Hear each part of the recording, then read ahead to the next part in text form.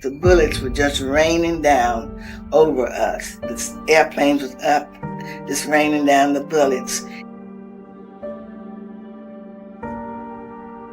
You'll never forget that route.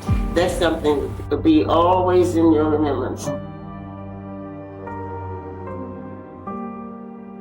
You can see telephone poles falling in fire, and that's when my little sister said, "Ken, is the world on fire?" I said, "I don't know, but we in lots of trouble here." When the planes would fly over, we would see them dropping something to the rooftops of the different houses and setting them on fire. There was an old man by the name of Melton Cook. He came to us one night. He said, "Old man Keenan, you better get your family out of here. They're killing niggas uptown. Hurry up and get them out." 4 men coming toward our house, and all of them had torches. They set our house on fire. We were up and at it. 4 children, 5 kids, baby boy, and my sister and our 3 brothers. It was just a shambles, just bricks, stones, buildings blown up. Just the war torn.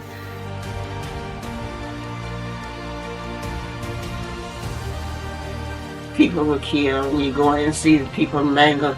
And then some people you never heard of anymore. You don't know where they were killed.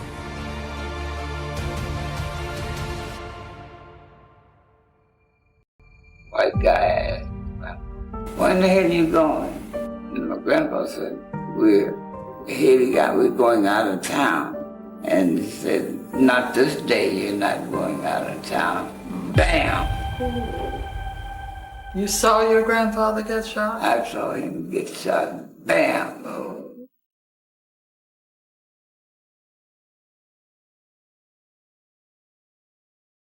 The people you just heard were some of the last surviving witnesses of the 1921 Tulsa Race Massacre, the destruction of Black Wall Street. For nearly 80 years, their stories went untold, not because they had forgotten, but because nobody in any official capacity had ever asked. In 1997, the Oklahoma State Legislature created the Oklahoma Commission to study the Tulsa Race Riot of 1921. Its mission was to investigate what actually happened, and more importantly, to find the people who had lived through it and get their accounts on record before those accounts were gone forever. The commission appointed a Tulsa educator named Eddie Faye Gates to lead that effort. Gates identified 200 known survivors, people in their 80s, 90s, and past 100 years old. She traveled across the country to find them, to California, to Illinois, some as far as Paris, France. Most of them had never spoken publicly about that night, some who had never even told their own children. She personally interviewed 136 of them, recorded on camera, preserved. By the time she finished, 103 of the 200 survivors she had found were already dead. The interviews that remain are some of the most important historical documents this country has produced, not just for what they tell us about 1921, but for what it means to carry a truth that the world refused to acknowledge for 80 years. What you're about to hear are 8 of those recorded testimonies, in the survivors' own words. Okay, we're ready to start. Yeah. Okay, I'm ready. Kevin, you can. Go ahead. I am Eddie Faye Gates, Chair of the Survivors Committee of the Oklahoma Legislative Commission to study the Tulsa Race Riot of 1921. The task of the commission was that we do certain things. Among the tasks assigned, we were to identify persons who were residents of this area. We were to get a more accurate death account, the actual deaths during the riot. We were to identify survivors of the riot and record their testimonies. We were to get a more accurate account of the property losses, insurance records, census records, where people lived, how their property was lost, what happened. we were to locate documents, missing documents, and preserve those documents, physical objects, and so forth. I am chair of the Survivors Committee, and that's what we're meeting here today, all day, April 16, 1999, at the Greenwood Cultural Center in the historic Greenwood District, where 35 blocks of prosperous black neighborhood was wiped out during this riot. An area so prosperous it was known as the Black Wall Street.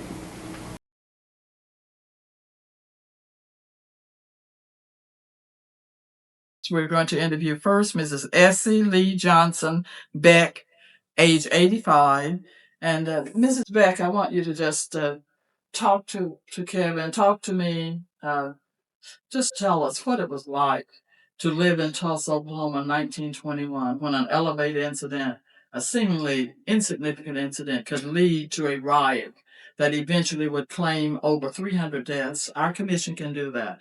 Right now we can document at least 300 deaths. It could demolish 35 blocks, a 35-block area from Archer to Pine, destroying millions of dollars worth of property. This was an area so elite, it was called the Black Wall Street. Booker T. Washington called it that. What was it like living in Tulsa, Oklahoma at that time? And tell us especially what happened the day of that riot. Well, being a little girl, it was, I was frightened. I was scared. And we had to get out of the way. And there were airplanes flying in the sky that seemed to have been dropping something down to the houses and setting them on fire. And of course, we had to run to try to stay out of their way. And because we didn't want to get burned. And so we just kept running.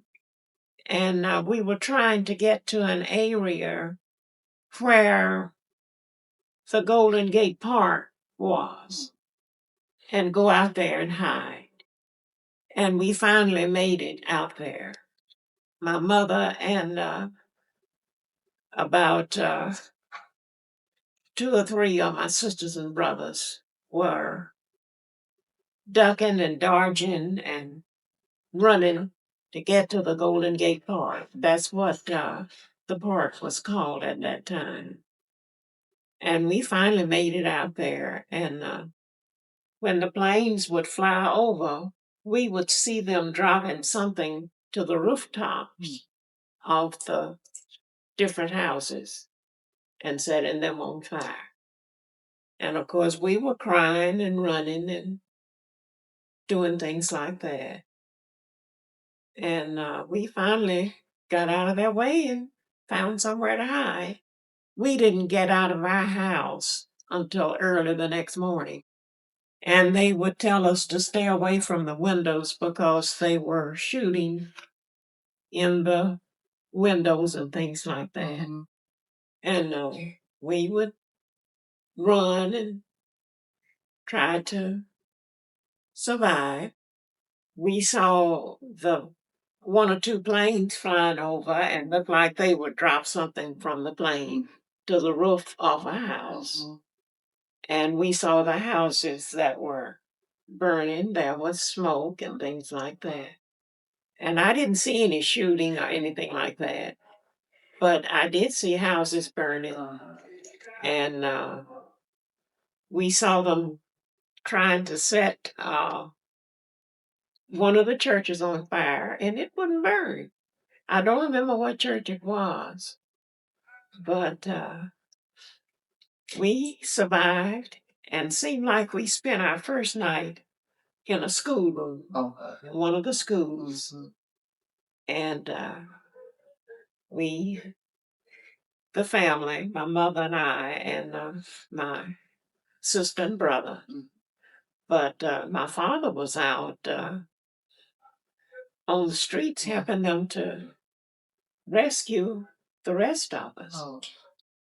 How would you feel about reparations? Do you think somebody ought to pay for I sure do. I think we should be Uh, and I had thought that they were going to give us money to start out all over again.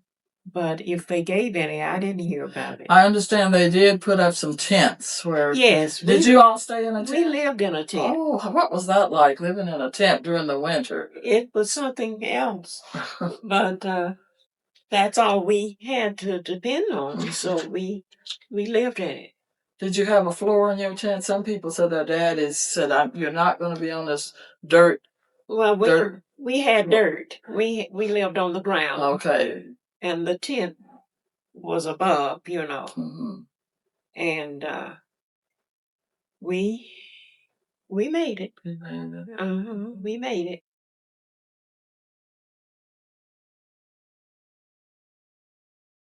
Tell us what it was like to be 9 years old and caught in a race ride. At 9 years old, it was most disturbing because I was asleep and my mother awakened me and she told me to get up and so she could dress me. And naturally, a child that age who wanted to just sleep and not hear and don't hear, well, I didn't answer at first, but this is a phrase she used when I really got up. She says, Eldoris, get up so I can get you dressed. The white folks are killing the colored folks. Oh. And I thought, when she said that, I jumped up and I thought that we were just being lined up and ambushed like that. Mm-hmm. But anyway, in looking out the door, I could see nothing but black rolling smoke from the south. Mm-hmm. And people on the Lily Valley Railroad all across, about 5 or 6 breaths across the road, going north. Mm-hmm. And when we left our house, I was so afraid because bullets were coming down around us. Oh. The planes were up in the air, shooting down, and I could hear those bullets falling. And all of a sudden, when we got to the track, I went over the track, and there were a lot of people running, dodging the bullets, and just afraid. So I ran into they ran into a chicken coop. At that time of year, way back then, people had chickens and had chicken coops. And so this was an empty one, I guess. But people just filled it up. I ran in with them and got in the corner and just afraid to death. My father had to come in and get me. And I really pulled back, didn't want to go because I just didn't know what to do. So anyway, we went on down the track with the rest of the people. I don't know where we stopped, but we stopped at one little country town. And the people were so nice to us. White people. They had an empty house. And he said to them, you could just stay in this house tonight. And they did give us food. And the next morning, someone talked with my mother and says, if you go, you can go to the hospital. Said, I have some friends there, and I'm sure they will give you a place to live. So we did go to the hospital, and we stayed the rest of the week, and the people were nice to us.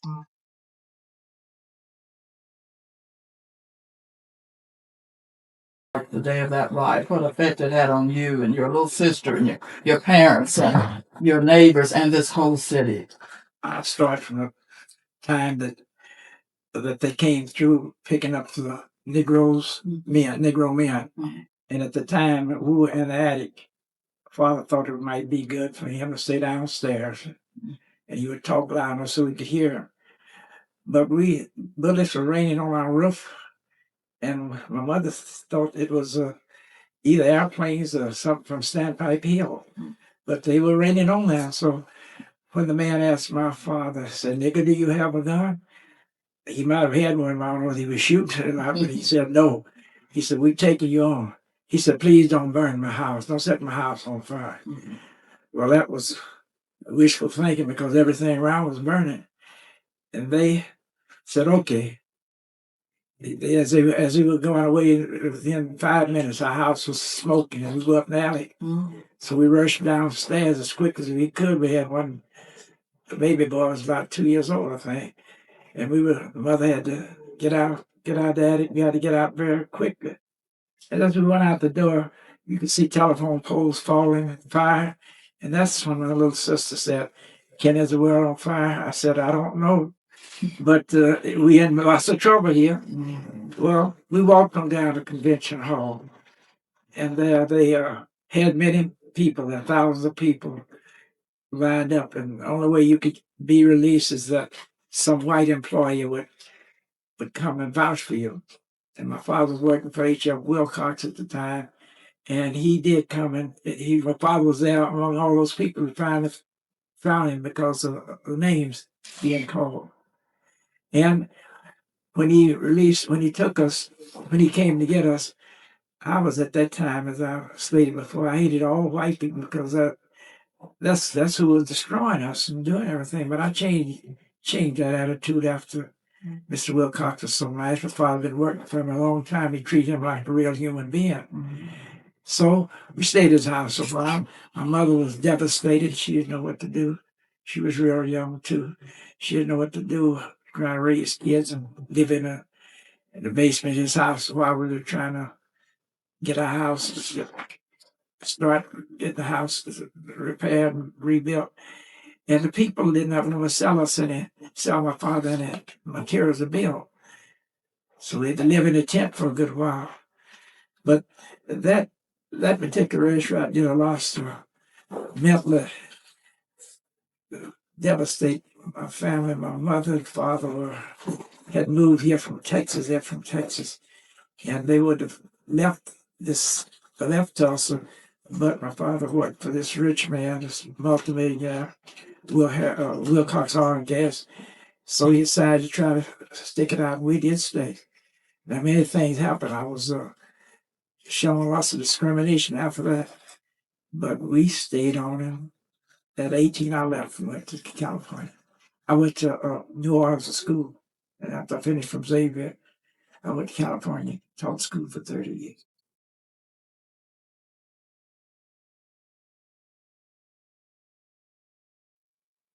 Race rights survivor number 3, Bernice Dunn-Sims. Mrs. Sims was a 17-year-old student at Booker T. Washington the day that the riot broke out. She says they were preparing for their junior-senior prom, and she has many vivid memories of this riot and where she was, how it affected her, how it affected people around, good Samaritans, good white Samaritans who befriended them. She is just a walking history book, and it's a delight to interview a riot survivor with a memory as sharp and alert as hers, and with specific eyewitness details. Mrs. Sims. Okay, go on and tell her. Tell them about the riot, what you were doing, and all the things you've been telling us. Oh, and I say there wasn't so much I could tell, but one thing, up on the Standpipe Hill, they were shooting from there, and where our home was located on Kenosha in the 800 block. We were out in the backyard. My father came and had us to come in because the bullets were falling out in the backyard. Fellow friend of his, a white man named Sandy McMullen, came over to our home and got the family and took them out to his house. He's lived way out on the outskirts of town. I guess that would be, I imagine, somewhere in the vicinity where the new Booker T. Washington School is now, back in that vicinity. And we stayed there until after this was all over with. When we came back, nothing but the ground. Home burned down, everything, nothing there. And you told me about Booker T. Washington School. Tell me where it was located and how it was used as a center. Booker T. Washington School at that time was on Eastern Street. I don't know, it was between Greenwood and whatever that street is going back. Detroit, I think it was. And they took the injured men. That's what you want to do? Yes, ma'am. They took the injured men there, made it, in fact, set up a place just like a hospital. And there we cared for the injured. Volunteer help went in to help the doctors and whatever they had to do. You know, like helping them with the bathing and the medications and things of that concern. And the place was, I couldn't say just how many men, but it was full. They had set up in two sections. One section was, I guess you would call that the, let's see, this side would be the east side. Yeah. It was the east section they had to set up, and then they had it set up on the west section. And just cots. It wasn't beds, it was just those army cots. That's what the men were laying on. And it was any number of them brought in there for where they'd been shot and things like that. Now, you were a young girl and you volunteered. What kind of things did you do? And help. What, you bathe them and help with the medication? Well, they wouldn't let us bathe Oh. them. No. Well, what did you do? What did you do? We'll give them water, get their clothes and take into them, help them with their feeding, things like that. But no, we didn't. Okay. We didn't do that because the doctors and the nurses done that. Well, see, the girls, they wouldn't let us do that. Oh, I see. Did some of them die? Did they take them to the morgues, or what did you do? Well, they would take them out another direction so we wouldn't see them. They would have us to go back, you know, in one section of this place where they had set up, and they would take the dead out another way. So we couldn't tell how many went out to that was dead, but some did survive. We know that. So some were shot in the arms and they had legs and bombed up and things of that concern. Tell me about after the riot. Did you you had to, your house, you said, was burned to the ground? It was burned to the ground. How did you all rebuild, or what did you do after the riot? Well, after the riot, they gave everyone tents, you know, to live in. That's what they were supposed to have to live in. My father took one, and he built the floor. You know, got wood and made a floor and out because he said he wouldn't have us on the ground. Now let's get back to that riot. I just can't imagine what it feels like to have bullets dropping around. It's scary. Tell me about that. Well, when bullets falling around, you don't know whether to run, whether to lay down, whether to sit, or what. You just standing there this way. And your dad was real concerned for you. Oh. Well, it was pathetic. Yes. When you out in the yard and bullets, but they were coming from Standpipe Hill. Yes. That's where they were coming from. And of course, you all never got any insurance money, anything on your lost property. That's what we found in our riot study. They didn't give you nothing. That's what they You just burned out. That's all. Have you? Did your dad? Have you all ever forgotten the riot, or will it always be a memory? No, the riot is only in my family. It's only two of us living now. My sister, who lives in Springfield, Missouri, and myself. And you'll never forget that riot. That's something to be always in your remembrance. How people were killed, and you go in and see the people mangled. And then some people you never heard of anymore. You don't know where they were killed. Where they just left town, because Mr. Berry at that time, he had one, you know, he had the bus line. They called it the Jitney. And he had one bus, we called it Old Blue. It was a blue bus, big bus. And my uncle had built, you know, this bus.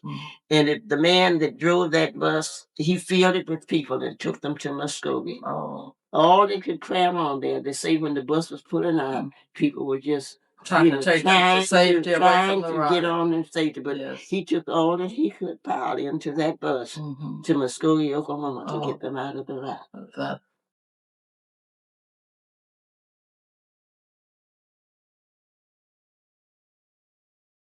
What I remember most of everything was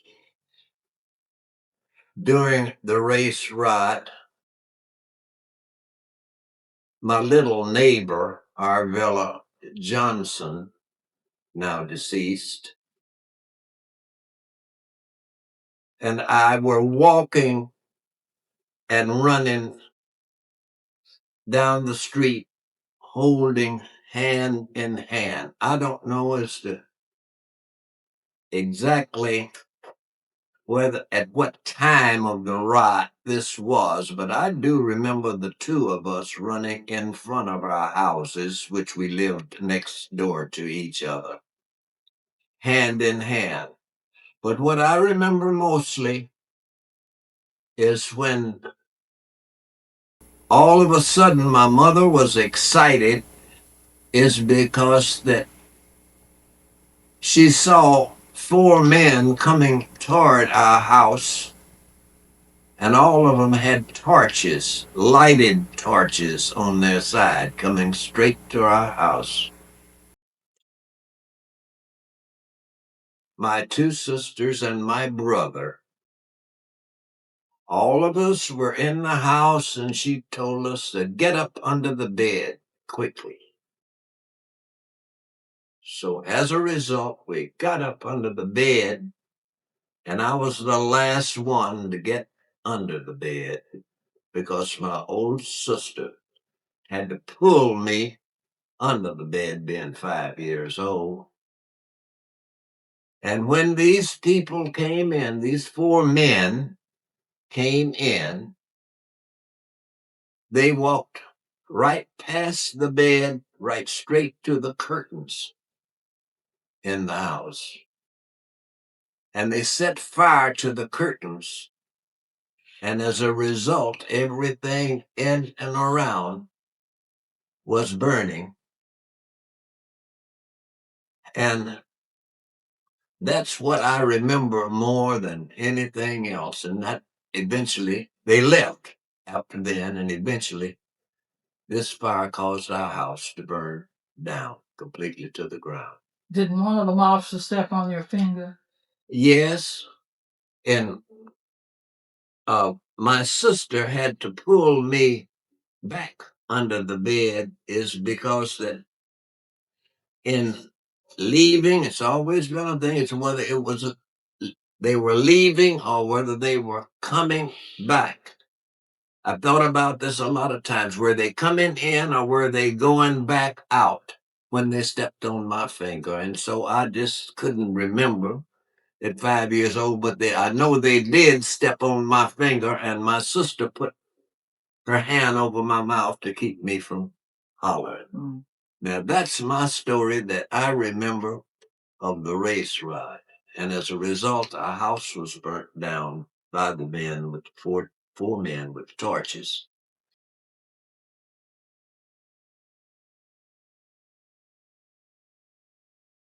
At that time, I was rather young to really know what emotional background it would have with me. Because being as young as I was, around about 5 or 6 years old,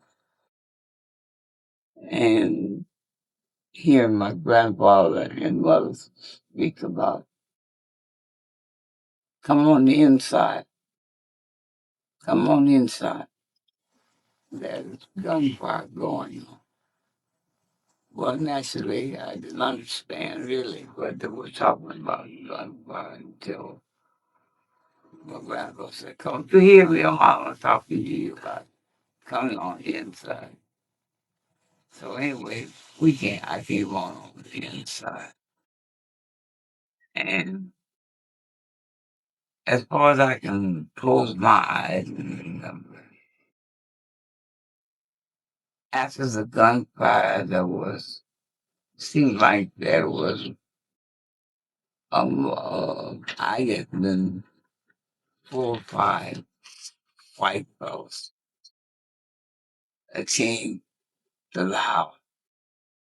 And my mother and my baby sister and myself, we put us up under the bed and told us to keep our mouths shut, don't say nothing. Well, naturally, me being one, we say nosy, still want to know what was going on. And Grandpa, boy, don't you hear your mom say, keep quiet. Anyway, after that, somehow he managed, I don't know where Grandpa got the wagon from, or the horses, or whatever was going to pull us away from there. But I remember very, very clearly the white people, they went on because I thought they were going to do some harm to my grandfather there. But nevertheless, looking at him and he being an elderly man, which I was happy to know they didn't shoot him or kill him there at the house. They seemed to be pretty nice people by letting us get in the wagon and go on about our business. And I can remember which was, you talking what a disturbing moment was when we got to the edge of was it Sperry up here. We hadn't got even through the town of Sperry before this white guy asked my grandpa, "Where in the hell you going?" Using the N word. Mm-hmm. And my grandpa said, "We're going out of town." And he said, "Not this day, you're not going out of town." Mm-hmm. Bam! You saw your grandfather get shot? I saw him get shot. Bam! Oh.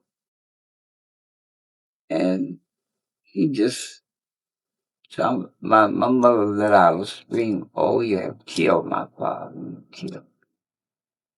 And I thought he was the same.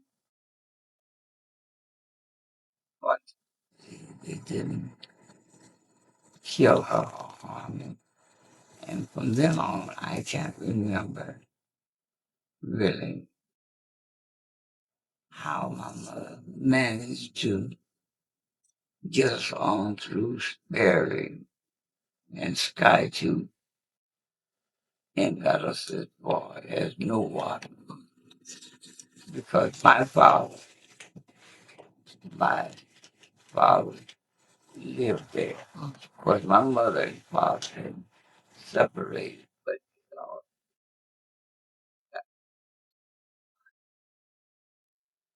and of course, what made it so nice with him and my mother, see, my father was white. Oh. So that made a big difference right then. Because he used my mother as a mistress, what you call. You got a wife and already got a woman beside you, mystery woman. Mm-hmm. Well, that's what.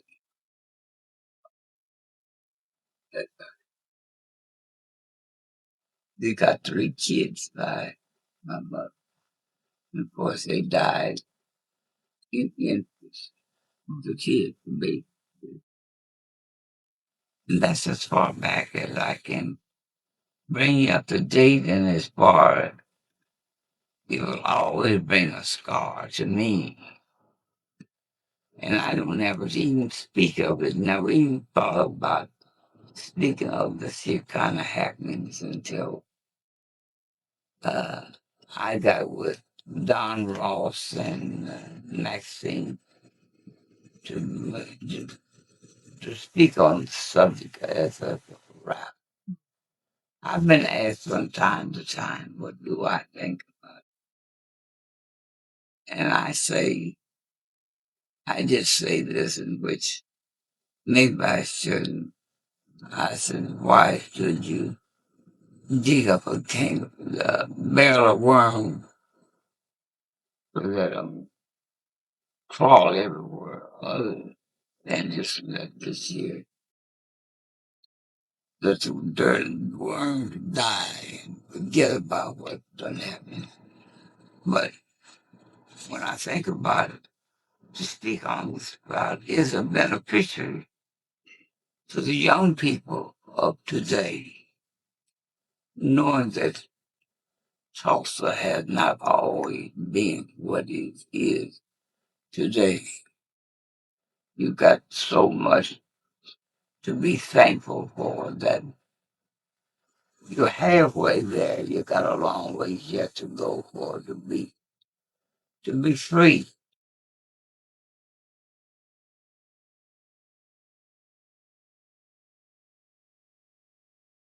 Now, the night of the riot, we were sitting out in our yard, and the people started coming through the gate, just running through, going out the back. So they came so fast, my mother finally asked them where were they going. And they said they were having a riot over the hill, which was known then as the Brickyard Hill. We lived north of that. And they were just running, didn't know where they were going. And must have been about 8 o'clock in the morning, we persuaded Mama to let us go and get with the crowd. We didn't know where we were going. And when we got to Pine and Greenwood, the Home Guard had come from Oklahoma City. And they stopped us there. And they marched us from there down Pine to Cincinnati, from Cincinnati and Pine down to where the Mohawk? No, downtown on Brady. What is that? Oh, the convention? Convention Hall. Mm-hmm. And when we got to the convention hall, they searched us before they would let us go in. And my mother had picked up my oldest brother's service revolver before we left home and had it in a little satchel. And they wanted to see it. And she said, I don't have anything in here but some important papers. So one of them said, well, old dogs have new tricks like young ones. And they searched and took the pistol and gave her the bag back. So we went in and found us a seat. And we sat there until I guess must have been about 4 o'clock in the evening when a white family my mother worked for had been there twice to ask about us because she had given her name. And we didn't ever answer. So when they finally turned us loose and said, if you have a home that you think you might go to, you may be excused.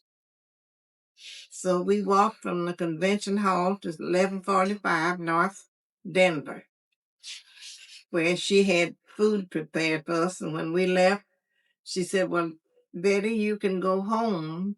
And if you don't have a home, said you come back and we'll put some cots up in the basement for you.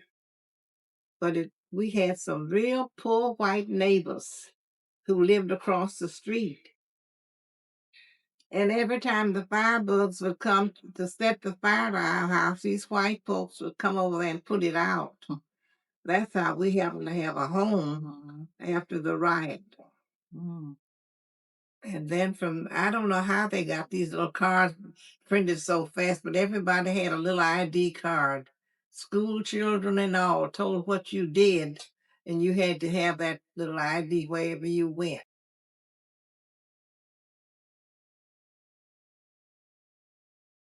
Well, there was a lot of commotion around, I remember, and my mom was very excited about what was going on, all the noise. My dad just got in work. He went to sleep. And she woke him up and said, I don't think you ought to go to sleep. It's too much going on. And I understand that there's a group of people going down to Greenwood to follow the commotion. You ought to go down there and see what's going on. We'll stay here and wait for you. So Dad had an old pistol around the house there. He put one in his pocket and he took off. He didn't want to go, but he came on down. Well, down as far as Greenwood. Deep Greenwood, they call it. That's the Oklahoma Eagle office. It wasn't Oklahoma Eagle office then. I think it had another name. And he just hung around there to see what was going on. He heard that they were trying to lynch a black boy down there at the courthouse 6 in the bowl, I believe it was. And then he came on back home. He stayed there just a little while, and he was gone for about 3 or 4 hours. When he got back home, it was just about daybreak. He had a cousin that had come in here from Dumas, Arkansas, about 2 years before he came here. In fact, he had promised to look out for Dad and the kids until Dad got him a good job. And he came in, and he was really excited. He had 2 pistols. And he told my dad, whose name was Newton, said, Newt, you better get your wife and kids on out of here, because being here on this street's not going to be safe for you when it comes daybreak. He said, if I were you, I'd take these kids out to the park. Go close to the Millen Valley track. That would have been the Golden Gate Park, which is now Dirty Butter Creek. Every time I pass it on Apache, I think about it. See, take those kids out of the park now. And at that time, see, when you hit the Pine, you ran into a lot of trees and undeveloped areas. The railroad track was there, but on the left side of the railroad track, which had been the west side, there was a lot of trees, thick as a jungle, all the way down to Apache and even Barlow. So, and they had a Golden Gate Park. This Golden Gate Park was a waterway that ran through there. And it looked like it was deep enough with enough for coverage from trees and shrubs to hide people. So there were a lot of them hiding down in there. So Dad took his family down in there, about 5 of us all together, 3 boys and 2 girls, and my mother and Dad. And because he had his sister-in-law with him, and she had 1 kid. No, she just pregnant. She hadn't had a kid. And her husband. And they got down in there, and it looked like it was too much light. They couldn't hide enough. And Dad thought he'd get out and do a little scouting and see if he could find a place that would give him more cover. And while he was gone, daybreak came in light and clear. And then there was a truck stopped up to the top of the road up there, which would have been Apache. And he hollered down there and said, hey, what you guys doing down there? And Dad told him he had his family down there. And he said, why don't you come up here and talk to us? And it looked like it was soldiers, but they weren't dressed as soldiers. We only had 1 or 2 items of soldiers on, like a shirt or a hat, and wearing a helmet. And they had rifles. So Dad went up and talked with them. And my uncle went up there and talked to them too. He said, we're going to have to take you boys downtown. He said, no, you can't take us here and leave the women and kids together. You gotta have somebody here to protect them. He said, well, they'll be all right. We'll have somebody. We'll leave somebody here with them. In fact, we'll send a truck back to pick them up. So that's what they did. They took my dad and uncle away from them and left us down there in the gutter.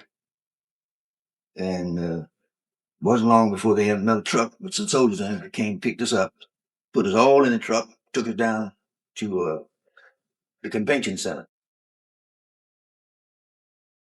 Once we got out in the convention center, well, they started feeding us apples, and I felt real good then.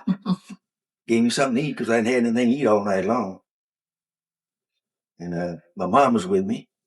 My aunt was with me.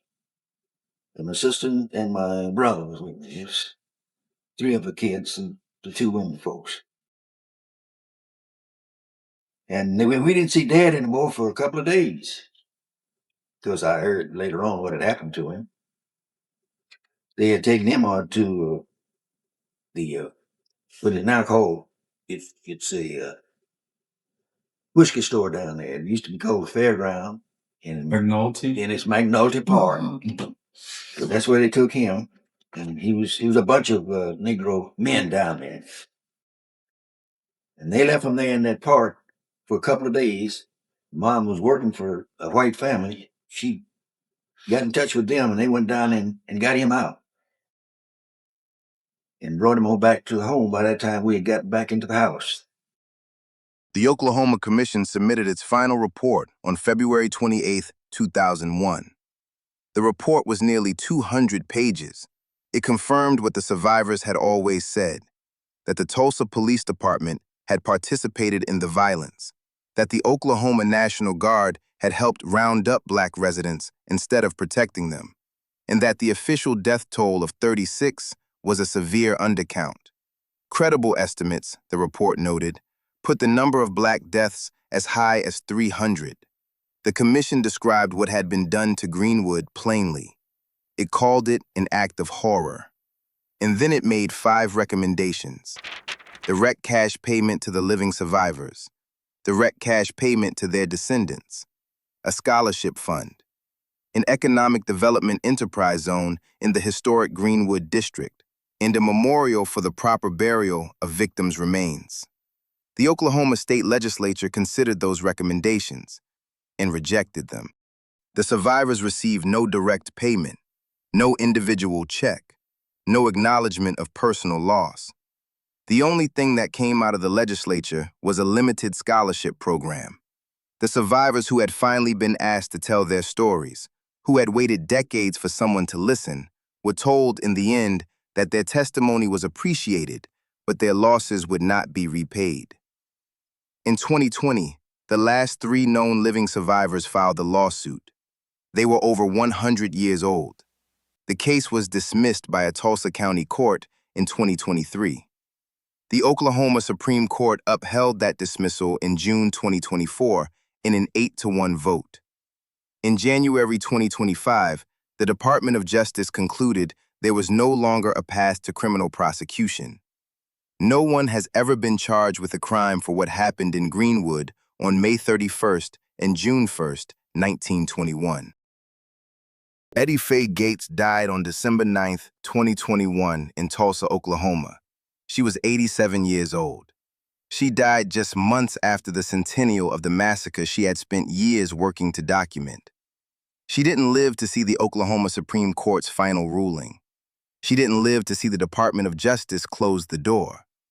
But she lived long enough to find 200 survivors, to sit across from them, press record, and make sure that what they carried for 80 years was finally on the record. That work exists. Those tapes exist. The voices you heard in this video exist because of her. The history they tried to bury is still here, and so is the fight.